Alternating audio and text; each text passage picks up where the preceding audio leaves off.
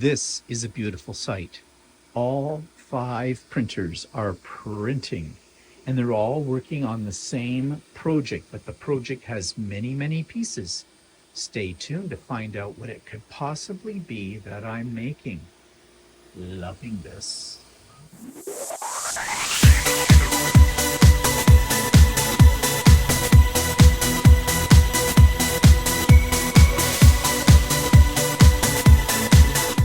Good morning, everybody. It's Stephen here for Bland Designs and the Idiot Quilter, and welcome to my weekly vlog for Monday, November the 18th, 2024, vlog number 384. So let's jump right in with what I've been working on. And this is a block for a quilt called the Barn Stars Sampler, which consists of many different blocks. Now, I started this project 2 years ago, and then I abandoned it because I was running into problems with making this particular block. Thought I'd go back and redo it. Again, I changed my color scheme this time as well. And I put it together and it looks good, but I had a lot of problems with it. And this is going to determine when I make the second one, that's just like this, whether or not I'm actually going to do this quilt. Because if it frustrates me, it's not bringing me joy, life's too short to screw around with things that are a pain in the butt. And I love to quilt, and quilting brings me joy, and if something in the quilting world does not bring me joy, then why should I pursue it? So anyways, more about that and why this quilt, or this block, gave me some problems and how I overcame them, sort of. That's tomorrow on the Idiot Quilter. So if you're interested, tune into that.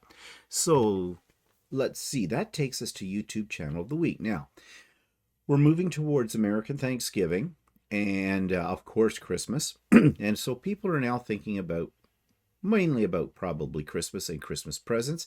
And I know of a very popular present that people like to give at this time of the year, to, especially to people they don't know what to buy for, are Advent calendars. And there are all kinds of Advent calendars in all kinds of price points as well. And I found this particular video clip called Harry Potter Hogwarts Trunk Advent Calendar 2024. The lady who puts this up on her channel, she buys all the Advent boxes, it seems, and she's opening one every day right now. And this is one that caught my attention because I am, to a certain degree, a Harry Potter fan. I'm not a fanatic about it, but I've read all the books. I've seen the movies, like who hasn't? And yeah, so I was curious about this one and what you get with your money's worth. But anyways, here's what I'm talking about. This week's YouTube video clip has to do with the Christmas season because, yes, it is the season where a lot of YouTube creators do the Advent calendar unboxing. And in fact, in a couple of weeks' time, Stephanie of Stephanie Stitches and myself are going to do our annual Missouri Star quilt unboxing too. But in the meantime, there's a whole lot of other ones that you can watch. And spoiler alert, if you're somebody who has bought one of these boxes, you may not want to watch this particular person called Cherry Wallace because she opens the whole box in one video. So if you'd like to have the surprise of something different each day, don't watch this right yet. But it's amazing the number of different boxes there are available in a variety of prices, and some of them can be over $1,000 for an Advent calendar box. In this particular video clip, Cherry shows us the Harry Potter Hogwarts Trunk Advent Calendar. And this is really a fun one to watch because of what's in it.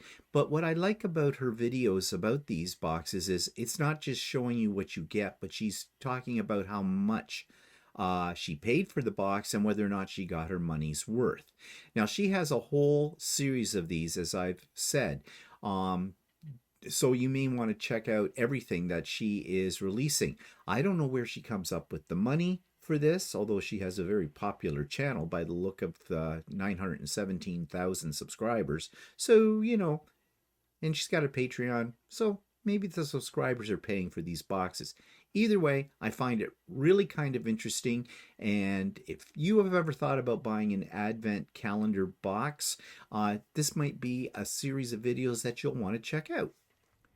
So you will find the link to that video clip in the show notes below. And if you're really interested in the Advent calendars, and it is fun to watch other people open them up, then, just click on her channel and you can see like 30 days worth of Advent calendars and her assessment of them in terms of was it worth the money or not. Okay, you will also find a link for Sewing with Stephanie and Stephen, our weekly get-together. Starts at 9 a.m. Wednesday mornings, and all are welcome to join. So the link for that is below. And there's links for all of my friends' YouTube channels. You might want to go and check them out. And if you are a regular subscriber to any of us, you may have noticed that even though you've got your notification settings set on, you may not be getting notifications. For a lot of the videos that I have notifications set up for, I don't get notifications. And I've reset the notification bar. It is a flaw in YouTube. Don't ask me why. It's been happening for several years now. This on and off notifications. People have told YouTube about it. They ignore it. They do. So, so don't depend on that. You're best to actually go to the site and see what is new on there. Moving on here, there are also links to all of my videos in the past week. So that takes me to the weather, what things are looking like outside today. Well, here we go. It is kind of gray. It is November. The trees are bare. You can still see grass. Of course, right now the sun is not up yet, and it's almost 5 to 7 in the morning. So that's the other thing. The days are getting shorter and shorter. And I think now the sun sets before 5 o'clock in my area. Like sun sets before 5 o'clock in the evening. So yeah, it gets kind of depressing as the days get shorter. It's when we start to suffer, especially once we get past Christmas and into January and February, we start to suffer from seasonal, what do they call that? Seasonal depression because of light deprivation, that kind of thing. It doesn't really affect me that much, but I think it affects us all. It does, because, I mean, after all, think about it. We are creatures, we are animals living on this planet, and so we are affected by natural forces out there as well.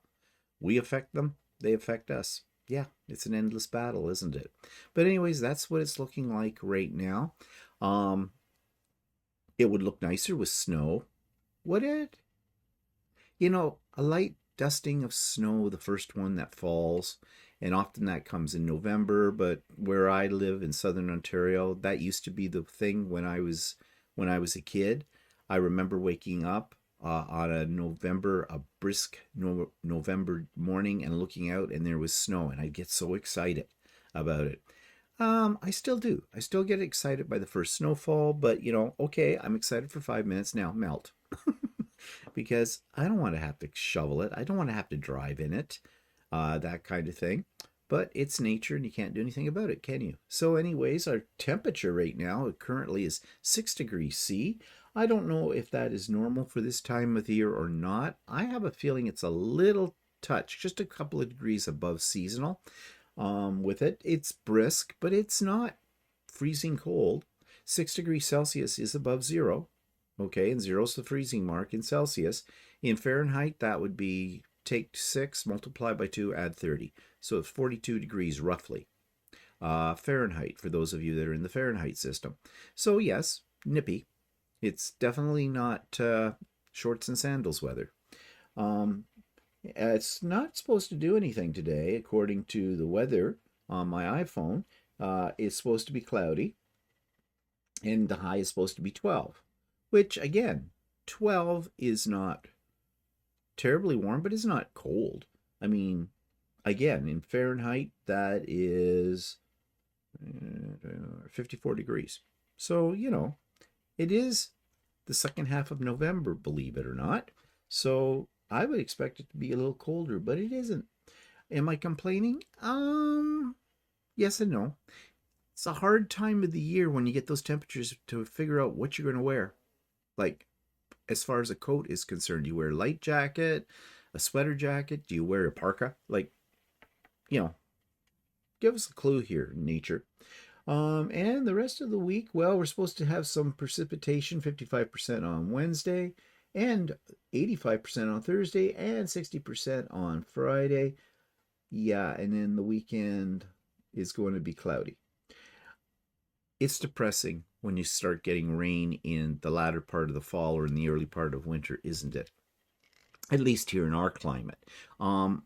Probably in places like, I don't know, Arizona, Southern California, or that, you may welcome the rain with it. But here it just makes things just even drabber and gray. But anyways, let's not dwell on that, shall we? Let's talk about, if I can switch my camera, there we go. So let's talk about something else that is depressing me. And yesterday we talked extensively about this, about giving to charities, like in terms of, we were talking about in the context of giving, quilts for one thing, those of us that are quilt makers, or even just when you're cleaning up things or donating things that you have no longer any use for, like old appliances or things like that, old clothes, and you take them to a charity place and you think you're doing something good and they ignore you. They don't even say thank you in all these places. And it gave me pause to think about, 'tis the season of giving coming up, right? Everybody's into the advertisers, everybody telling you give, give, give to people. Well, what they're really saying is buy, buy, buy, because, they're businesses and they want to make money. And Christmas time is their most, that's their most lucrative part of the year, right? And of course, Black Friday's coming up and people will be buying there, thinking they're getting real value, real deals and stuff like that.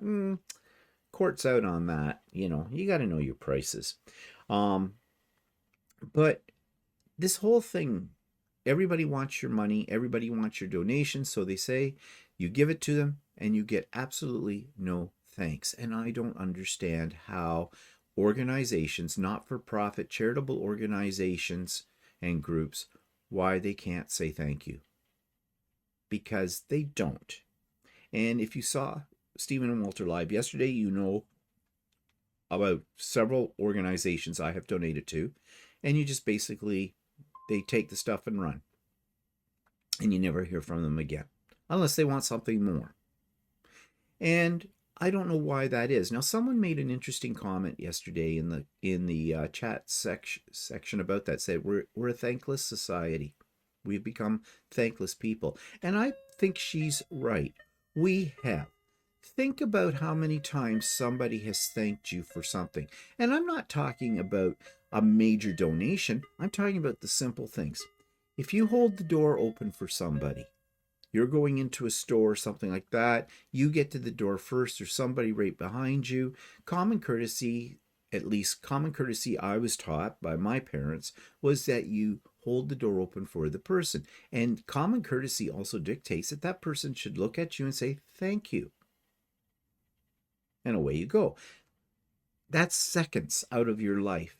But that thank you for that brief moment makes you feel good, because you did something. Even if it's the smallest thing as holding the door open for somebody, you did something for somebody else and they appreciated that. And that can really set your day.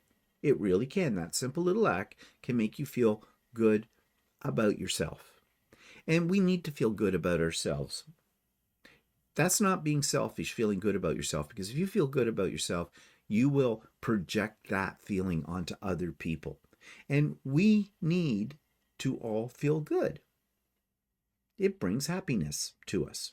So say thank you. Now, I have opened the door for many, many people because it's built into me, and they just march through. They don't make eye contact with you. They don't say anything. What's that all about? It makes you then figure, well, why the hell am I worrying about somebody else behind me? Let the door slam in their face. Yeah, and that's not a good attitude, because that attitude leads to more significant bad vibrations, doesn't it? For you and for other people around you. But back to the charity organizations and things like that. You put your time, your effort, your money into something that you donate to them. Would it kill them to send you an email or hand you a little envelope with it doesn't even have to be handwritten, in my opinion, thank you? Because that little insignificant, it seems, piece of paper or email makes you feel good, like holding the door open for somebody. And I think on the point, on the side of the organization that gave you that thank you, they are creating good customer relationship. You are more apt to donate in the future to them again because they took a moment. That's all it takes, a moment to say in one form or another, thank you. You know, they could have a standard little thank you note that they send out on an email or mail to you, if anybody uses that anymore, or they hand to you when you arrive with whatever you're donating if you physically go to the site or whatever. Yes, we would know that this is kind of like it is a standardized thank you note, you know, things like that. We know that, but that doesn't matter because it still makes us feel appreciated. But that's not what's happening. These charitable organizations want to take, they don't want to give. And there's so much more about charitable organizations that we need to be aware of. But I'm just thinking this is the time of the year. The Salvation Army is going to be they're already there, out there with their little, whatever it is these days. I don't even know if they have a ball you put money in. It looks more like there's a keypad and you tap your credit card. That kind of bothers me, but that's a discussion for another day, and I'm sure I will discuss it. Because I love to rag on the Salvation Army. Don't hate me for that. I'll explain that in the future, why that is. But back to the charitable organizations. Just say thank you. Because right now, as I said yesterday on Stephen Walter Live, only one charitable organization made you feel like you had done something special. And that, of course, was Quilts of Valour. And that's where I'm going to channel all my energy from here on in, is into when I'm working on quilts, I'm going to keep Quilts of Valour in mind. And if I see a pattern that I think is going to work for Quilts of Valour, I'll get the fabric, I will make a quilt, whatever for that. The heck with the homeless shelter, the heck with the woman's shelter, the heck with Project Linus. Because, well, like I say about people that I might give a quilt to, they're not quilt worthy. And I'm going to extend it. They're not worthy of my time and my effort. Now, you are going to say, some of you, well, you're being selfish because it's just not about you. It's about the other people that these organizations are helping. You're right. It's not about me. And you're wrong. It is about me. As I said when I started this little conversation or this little rant here, if I'm feeling good, I pass it on. It's contagious. And the way I feel good is when people show in some way, doesn't have to be a big parade or anything like that, their appreciation for my efforts. So, I don't know. Maybe I am being selfish. Maybe I shouldn't expect a thank you. Somebody told me that once, that we should never expect a thank you when we do something good. I don't believe in that philosophy. I think we deserve a thank you. That's the least anybody can do for somebody else who does something for them. Just a simple thank you. Okay, let's move on, shall we, to grow lights. Well, our little seeds for the lettuce are really doing well, as you can see here in this picture. So we've got a good crop of lettuce coming on. In fact, Walter said he wants to separate the plants. They're too close together and they're going to choke each other out. So he's going to do that, I think, sometime this week. Beside the lettuce, the little ones, those are peppers. They're coming along. As I mentioned last week, the peppers take quite a long time. They take about 3 months before you can get a decent sized pepper out of them. So peppers for Christmas or January. And then the basil, oh, it's doing really well. It always does. It grows like a weed. Probably is a weed. I don't know.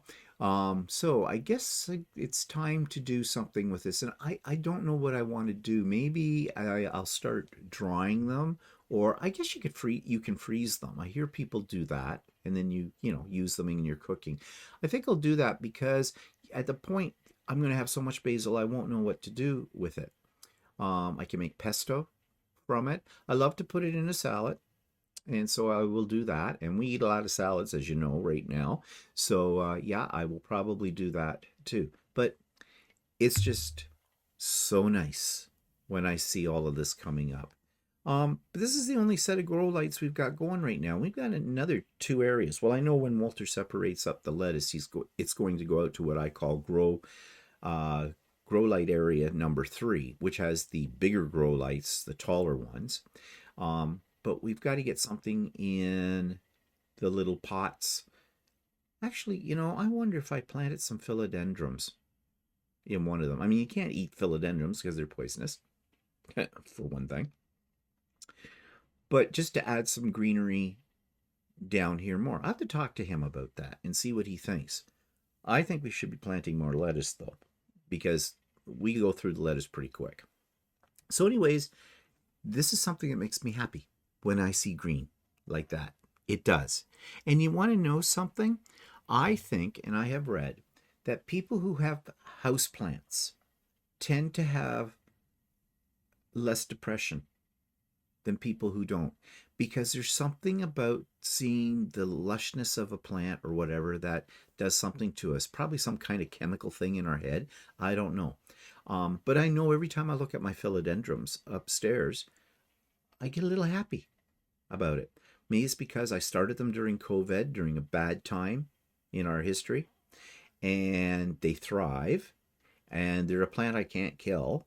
And it just makes me feel happy. So we need to feel happy. Happy, happy, happy, happy. All the time. Yeah. Okay. Another thing that makes me happy is when I finally get my Temu haul, my order. Now, I think I mentioned last week that it was overdue. I have never had that happen with Temu. I do have a $5 credit now, though, so they're good on that. They say they give you dates, a little range of dates as to when to expect your parcel, and if it doesn't come by that date, they give you a $5 credit. Well, it didn't come, and I was getting a little worried because it was delayed by about 5 days. I don't know if that's because of the dock workers strike in Montreal. It could be, or just something somewhere tied it up.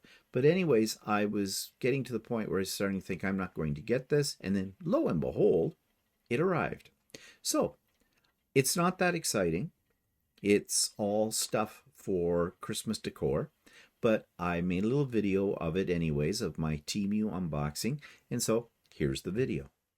So I actually didn't do a video. I just had a picture of my Temu haul, and here it is. And what I bought was a whole bunch of picks. And if you're not familiar with what a pick is, these are all the rage right now to really fill out a Christmas tree or a Christmas garland or something like that. And they are what the name suggests. They are picks. You just shove them in to areas of your Christmas tree that might be a little more bare, or a garland or something like that. I bought a whole bunch of these last year on Amazon, so I decided to go to Temu this year, and they were considerably cheaper. And now that I have them, so I've got a ton of them, and I got a variety of different styles and colors. And my idea here is they're not just going to go into garlands and into my Christmas tree, but I'm going to use these as part of a centerpiece that I'm going to make in the next couple of weeks, a Christmas centerpiece for my dining room table with that. Now I've already 3D printed some little houses, and I showed those on a previous video, and that's going to be part of the centerpiece. I have an idea in my head. We'll see how that translates. So that's why I have these picks from Temu. Okay, now this is one of these things I'm about to talk about and show you. It really brought me a lot of happiness for a variety of reasons. But the first thing I'm going to show you, and this is in Can I Print This Effin' Thing, is seasonal napkin rings. And so I made a little movie about this, or a little video clip. I'm so old. So with the holiday season fast approaching, I'm sure you're thinking about gifts you want to give people. I am, and I love to make things for people as well. And because, you know, I've got a variety of machines that make great gifts, like sewing machine, embroidery machine, and my 3D printer, I like to make things that I think are a little bit more personal. And so I am making a series of 3D printed napkin rings. And these are the 4 styles that I've chosen, and they are different colors I have. And so let's just take a look at each one of these. Now, this one is Santa's sleigh. And he has some gifts in the sleigh, and you can see there's the ring on the back, and it fits really nicely over the napkin ring. And what's nice about this design is that it'll stand up, because, well, this one doesn't, but it should stand up when the napkin is in it like this. So, you know, it'll make a really nice presentation on your dining room table.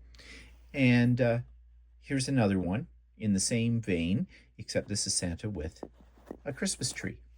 And then, of course, there's the standard snowflake, which I think is very fun, and printed in this filament is a gold blue. You can see in the light that it changes color, which is kind of cool because you can get some really fancy filaments for this kind of thing, like ones with glitter in them. Now, I have never used a glitter filament before. I've never really tried it. I have heard it's kind of hard on your hot end, on your nozzle. That sounds kind of rude, doesn't it? But you know what I mean. So I've never bothered to buy any, and it usually tends to be a little bit more expensive than regular filament. But I mean, these ones that are the dual color, I use them all the time and love the result. And then, of course, what would a napkin ring set be without a gnome or elf, whichever you want to call it? I think this is a really cute napkin ring. It's very stylized. Again, I did it in a green-blue kind of color combination. And these are substantial. These are strong. This one especially is very strong because you can see the thickness of it.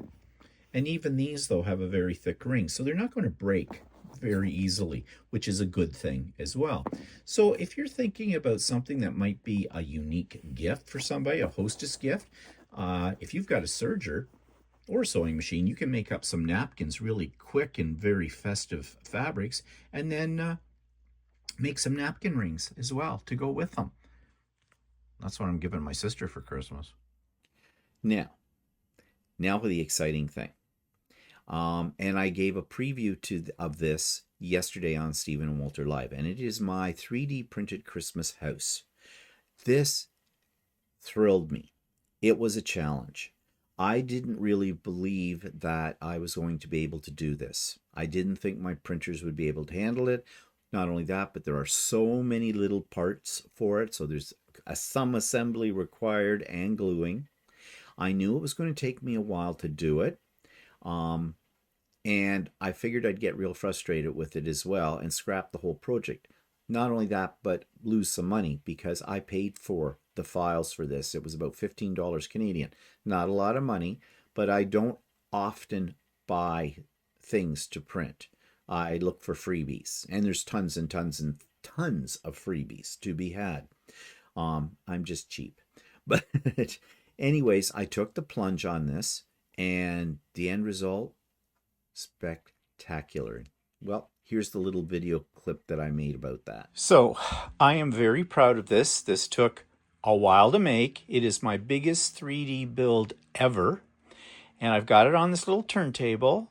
So you will see what the front of this looks like. There are lights inside of it. It all lights up. And it is my Christmas house. Now, this was a file that I purchased online from 3D Quilts from someone that goes by the initials FLU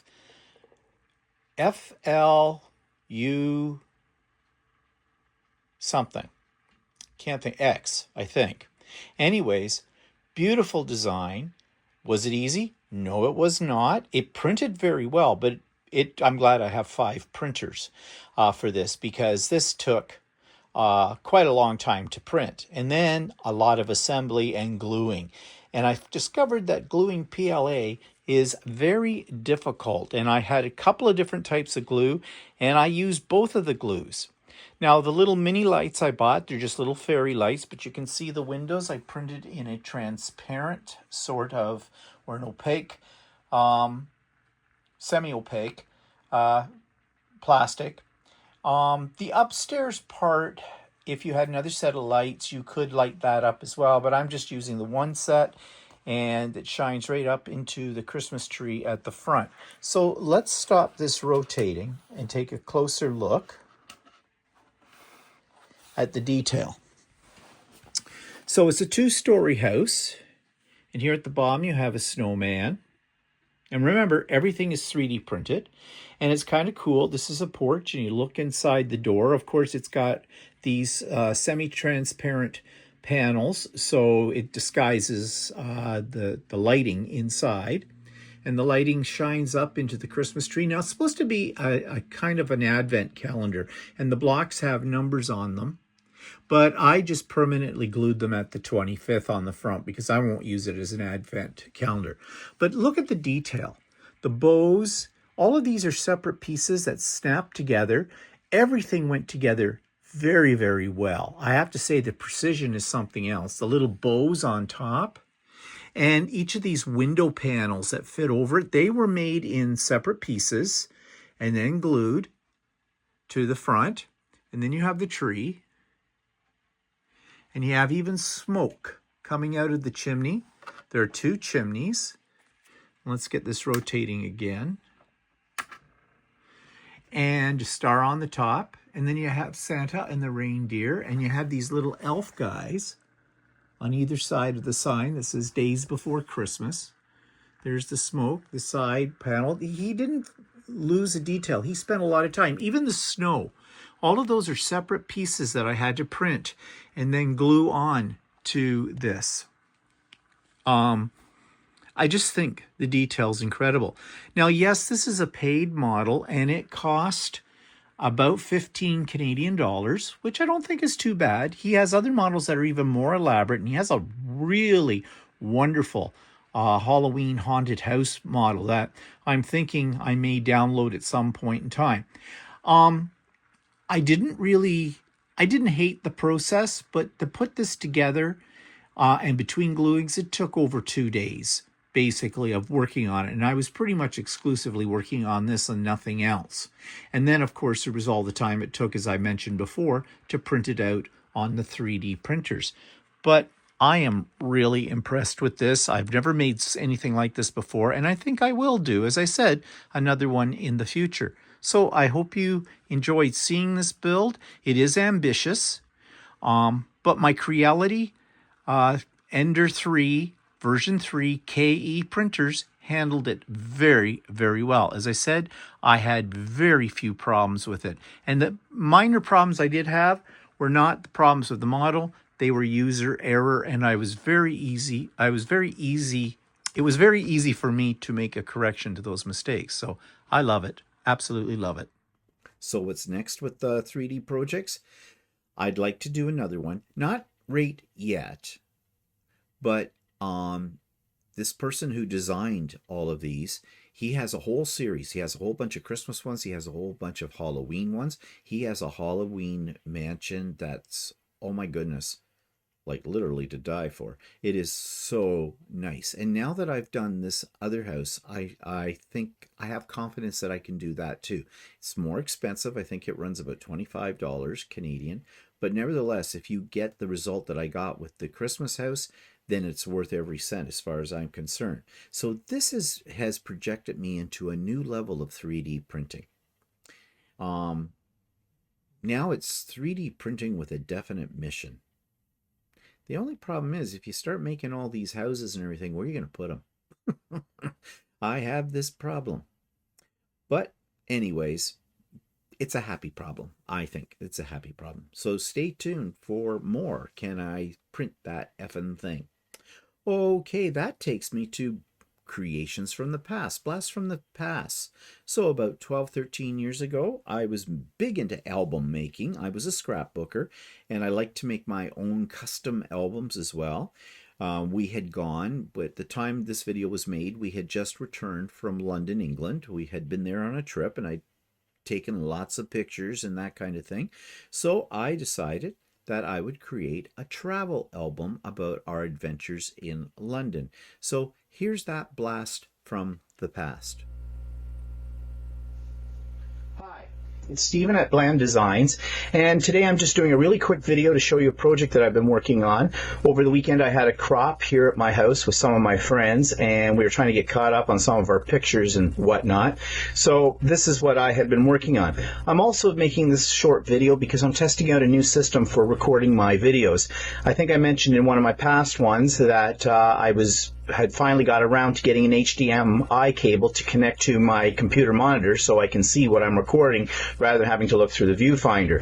Well, turns out that my camera, it's a Sony CyberShot, will only allow you to maintain that connection for about 3 minutes. So I made a whole 20-minute video and only got 3 minutes of it, and there's no way, it seems, to get around that problem. So I have an old Logitech camcorder, and I've hooked that up to my tripod, and I'm trying that with this video to see how the quality is.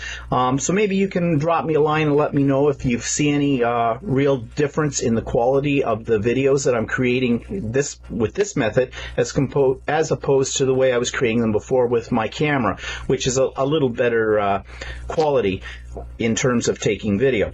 Okay, on to this project. I went to London recently, London, England, and that's for my Canadian friends out there so they don't get it confused with London, Ontario. And I've got a bit of a glare on this, I can see, but I can't do much about it. This is shiny. And when I was there, I picked up this really neat scrapbook album, and it has all the different stops on their tube system, the underground. So I thought this would make a really nice album for my pictures from London. Now, when you open it up, I'll show you what I've been doing. Get it all into the shot here. So I started with a general page about London, showing some of the street scenes in various areas of London, and I had a little write-up here about that. I did the lettering, I did that on my Cricut. Usually I do things on my brother's Scan and Cut, but this time I used my Cricut. And throughout the little booklet, you'll see some little embellishments, which are buttons that I bought cheap in some stores in London. I found when I was in London, there was not a lot of scrapbook stores. In fact, I didn't find one scrapbook store, or at least one store dedicated to scrapbooking in the city of London while I was there. And I did do a search on the internet before I left looking for places, but I had absolutely no luck finding them. I think they do a lot of things by mail order, but I was able to get into a few cute little shops and pick up odds and ends here and there that can be used as embellishments, like these little buttons. So on to the next page, city streets, just some pictures from various areas in London. Again, you can see the embellishment that I'm using. The backgrounds for this album that I created, I cut using the Brothers Scan and Cut. I cut the background matte, and I cut the actual cardstock pages as well. And paper all comes from one of Tim Holtz's collection, because you know how much in love with Tim Holtz I am. And I created butterflies and little banner pieces and flowers out of the leftover scraps after I cut these pages out. And I just added those as little embellishments to all the pages. So this first section is just random shots of London. This was a card that I picked up in London, which I think is really cool. Isn't that neat? 3D. I have another one that I haven't put in the album yet, but I'm going to, that is much more elaborate than that. These are laser cut. I thought they were pretty neat. I got them in a place called Camden Lock Markets, which is sort of like a permanent flea market, but they had a whole lot of really neat little booths there. This is my Oyster Pass. for the tube system. They're prepaid cards, and really, the subway system in London is second to none in the world. I have a feeling when people come to Toronto, from England, they must just laugh their heads off at our subway system because how do you put it gently? It sucks. Sucks really bad. In London, you can get anywhere you want, and it's a reasonable cost as well. So that's how we traveled through the city for the 8 days we were there. A little further on, we did the tour of Buckingham Palace, and you really don't see a great deal of Buckingham Palace. Of course, the Queen wasn't in residence, so we didn't have lunch with her. Bit of a disappointment. So this is actually the back part of Buckingham Palace when you're finished the tour. And all you see are the staterooms, the ones they use for formal occasions. You really don't see a whole lot of Buckingham Palace, but at least I can say I've been to Buckingham Palace. Little journaling here about that.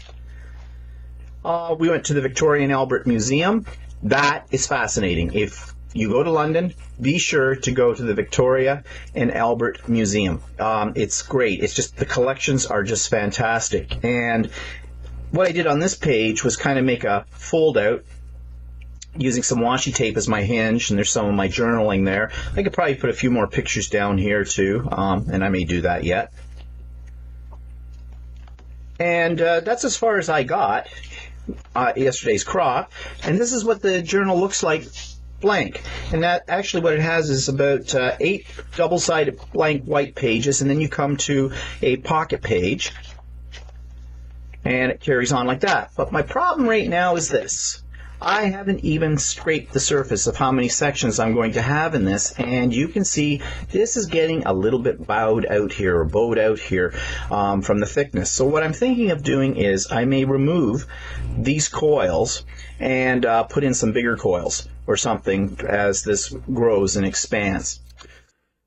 So, events in the past week? Well, you saw that I spent most of last week working on that Christmas house. I didn't get a lot of sewing done. I have finished some of the pieces for an in the hoop table runner that I'm creating as a gift for a friend, but I haven't got those sewn together yet. That's a plan for this week. We had friends come for the weekend, and we talked a little bit about this on Stephen and Walter Live as well. These are good friends. We've known them for 40 years. They live in Toronto, which isn't all that far from us. Toronto's 40-minute drive kind of a thing. Depending on the traffic. If there's traffic, and there's always traffic, then it's 3 days. But, it's a busy highway. What can I say? Anyways, they came out here for the weekend, and it is always a scream and a half. We do nothing but laugh all the time. It's like no time passes because we only see these people maybe twice a year. One time at their place in Toronto, one time at our place. So it's usually 6 months or so apart from that. And, we know that we're old men now because part of our conversation has to do with our health and medicine and doctors and stuff like that. Kind of sad, but we still laugh about that too. And of course, we drink enough wine that we don't care anymore. But it was great. We had a good time with them, and I did give a quilt to them as well. I've given them several of my quilts, especially one of our friends. He is very much into Victorian antiques, and I know exactly what his taste is. And so this time I gave them, if you remember the one called the Underground Railroad, it was a sew-along with Stephanie Stitches, and I did it in reproductive, stylish kind of 1930s fabrics, that kind of thing. And it was in his color scheme, brown. Kind of, brown, beiges, things like that. Not my usual color wheel, but it suited that particular quilt. And as soon as I was working on it, I knew I was giving it to my friend because I knew it'd be right up his alley. Also gave him some gnomes. He asked me if I could make him some gnomes he wanted to take to a friend of his that they're going to visit in a few weeks' time, who's very much into gnomes. And of course, he knows that I am too, and that I have lots of gnomes. And he said he would pay me for them. And I said, no, you won't pay me for them. I'll put together a bunch of different gnomes.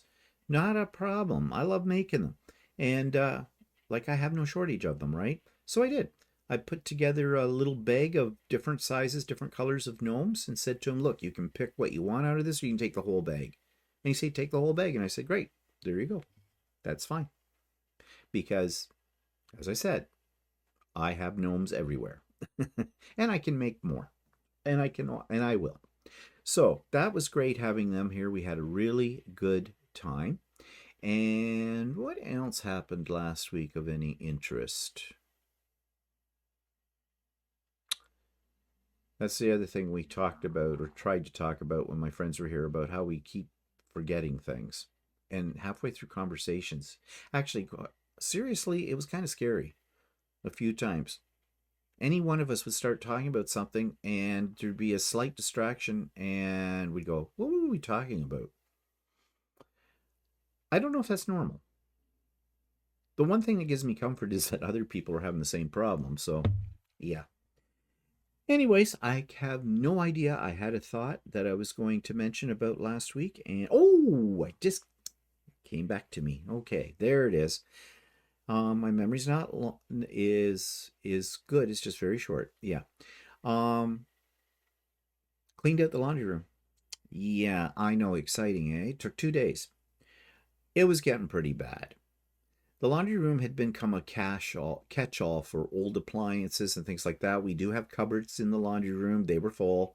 Old computers in there, DVDs, CDs, movie ones, project boxes from my scrapbooking days, paper crafting days that, I haven't opened in 10 years, stuff like that. To the point where you had to cut a path to get to the washing machine. I'm not going to say it looked like a hoarder's house. However, it was starting to scare me that it could become that. And so I decided, no more. I'm going in there, I'm rolling up my sleeves, and I'm digging out the crap in there, and we're getting rid of it. So I set up tables in my rec room, which is off from the laundry room, and I just started hauling the stuff out and piling it up on those tables, and then I sorted it out. What are we keeping? What's going to a donation center? Ironic again about that, since that's what the theme was today. And what was going to the dump? We took 2 carloads of stuff to Value Village. You've probably heard of Value Village. It's a donation center. Supposedly they have things that are, gently used, that people who are on lower incomes, that kind of stuff, can purchase for next to nothing. Yeah, that's the way it used to be. It's not that way anymore, and that gets my goat, but there's no other place for me to donate this kind of stuff in my area. So, and I don't want to put it in landfill. So, on the chance that maybe somebody who can afford their prices and it's something for them, great. Brings them happiness, great. And we don't give junk, okay? I don't take things that are broken, not working, or gungy. Okay, everything I took was all workable, was not gungy or anything like that. The only reason that it was in the laundry room, in the graveyard of appliances, is because we've got something better, newer, that we like more. Or it was an appliance we just found we weren't using anymore. It was just taking up space. So off it went, 2 carloads of that kind of stuff. And then the rest of the stuff that was just... you couldn't donate to anybody, all went to the dump. And, we had the privilege of taking it to the dump and paying $20. Yeah, that's another donation. That's our tax dollars at work, not. You have to pay. They weigh you when you come in, and you have to pay. Yeah. I don't agree with that, but that's the way it goes these days. Like, it's not like we don't pay enough taxes. We certainly do. But I'm sure that's a common war cry for everybody. Not just about dumps, but taxes in general. But I digress. So anyways, another thing that we did take to the dump too were like 3 old laptops. Windows-based ones. They're just too old to handle the latest operating system, or too slow, that kind of thing. They've been replaced. I never threw them away because, well, in the back of my head, I was thinking, well, maybe someone will come along, needs a computer, and they could use one of these. No, because they won't run anything anymore. But they have hard drives in them. And those hard drives have data. Now, I wiped out the hard drives some time ago. but you really don't wipe out a hard drive. People who are in the know how to reclaim that supposedly deleted information. And in this day and age of scammers and the whole bit, you got to be careful. So they have an area in the dump that you deposit those kind of things. But there's nothing saying that somebody, probably an employee, doesn't scavenge through there and take an old laptop home and work with the hard drive. And, you could have sensitive information on that hard drive.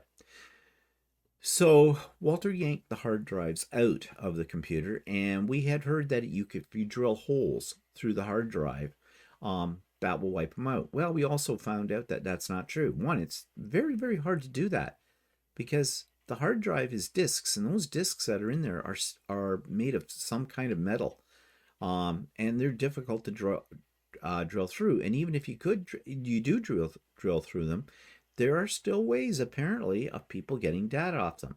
The only way that they can't is to make it turn it into little teeny itty bitty pieces. And that was no easy task, but Walter worked at it. He had fun destroying hard drives. And there's no way anybody can get any information from those because all of the platters inside of them that contain the information are little teeny pieces, little shards. Yeah. And they're now scattered to the wind, so to speak, at the dump. We didn't actually scatter them to the wind. So that was the highlight of the week. And now my laundry room is absolutely neat, tidy, and organized. And God help anybody who puts things in the wrong place. And when I say the person, I mean Walter. Yeah.